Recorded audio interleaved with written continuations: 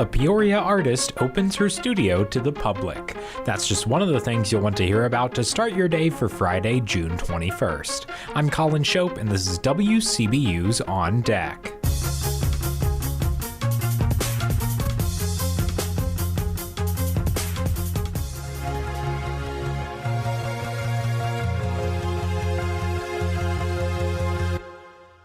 First on deck today, the village of Bartonville is resorting to legal measures in hopes of forcing ownership to do something with the deteriorating and dangerous former Allied Mills building.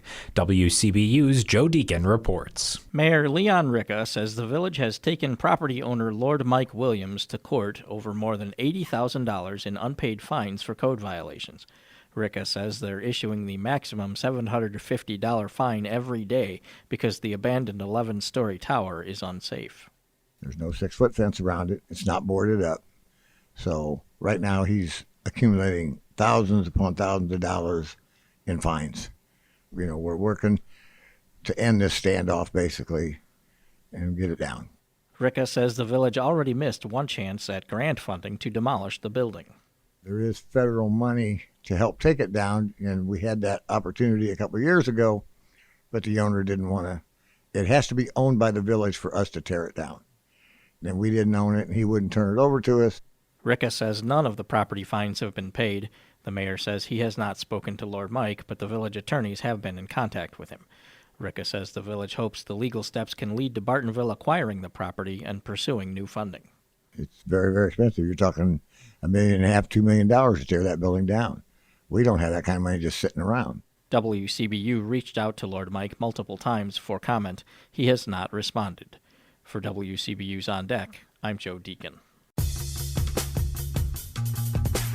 Here are some other stories we're following in the WCBU newsroom. It's been an unusually stormy spring in central Illinois this year, and the head of the Illinois Republican Party is resigning from the role. Plus, Peoria police say a teenager wanted in connection with a Sunday shooting on Peoria's East Bluff is now in custody. You can find more of these stories and all the details at WCBU.org. A Peoria artist is opening up a new studio despite all challenges. On this week's episode of Out and About, Dr. May Gilliland Wright of Arts Partners of Central Illinois talks with local artist Valencia Davis about the opening of V's Visions. Valencia shares about her artistic journey, including the challenges she faced after losing her vision due to a stroke. The public is invited to her studio opening on Saturday, June 22nd at the studios on Sheridan in the Sunbeam Building. Your story is a powerful one, a story about how passion and creativity can overcome even the toughest obstacles. There is so much to talk about today, but perhaps we'll just begin by talking about the incident that forced you to pivot as an artist. I lost my vision in 2016.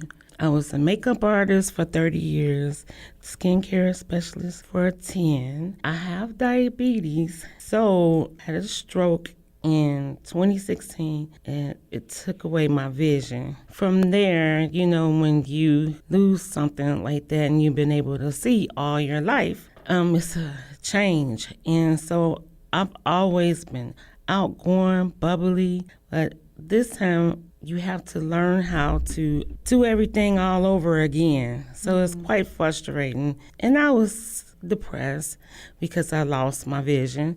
And one day, a family member brought all their paint and canvases for my son. And he would not mess with the art. He didn't want to paint. So one day, I was sitting in this room and I just began painting. I just started pitter-patting, and then my brother-in-law said, "Oh, my God, that's really good." And I'm like, okay. So I just continued to paint because it was relaxing, very soothing. I started painting everything that I saw before I lost my vision, like everywhere that I have been, oceans, mountains, and I got through the stage of I cannot see to okay, what am I going to do? How am I going to handle this? How am I going to get through this? and everybody loved my paintings. And everybody's, you should sell them, you should sell them. But I was falling in love with them. So you've talked about all that you've faced, all of these, what others might see as setbacks, but for you, you found a way, there was a process that you took to get back to your artistic passions. What was that like for you, and what did it give to you? It gave me hope. I learned hope and faith, and also I learned patience. Going to the studio 2 years ago, because my house was full of paint and it was becoming, I remember last year, I have all my friends that are visually impaired, and there is a place here to go to be with my other blind friends. But I wanted more. I just wanted the education to get to where I needed. I wanted to know the business. So I'm going to find a studio. I kept searching and searching, and I went to see John at the studios in Sheridan, and he helped me with the studio. So now what I want to do, have a place where people can come that is visually impaired, hearing impaired, mental disabilities. And I just would like to have a place that everybody can come to of all arts. I haven't changed since I lost my sight. I could do this. There's space out there for us. You've been listening to Highlights of Out and About, a weekly production of Arts Partners of Central Illinois and WCBU. For the full conversation, visit WCBU.org or subscribe to the podcast. Support for arts and culture coverage on WCBU comes from PNC Financial Services. PNC is committed to supporting local art and culture events in the communities they serve. Now, before we let you go, the Cornstalk Theater presentation of A Midsummer Night's Dream opens tonight. See the Shakespeare classic about a literary love quadrangle at 7:30 p.m. Tickets are $17.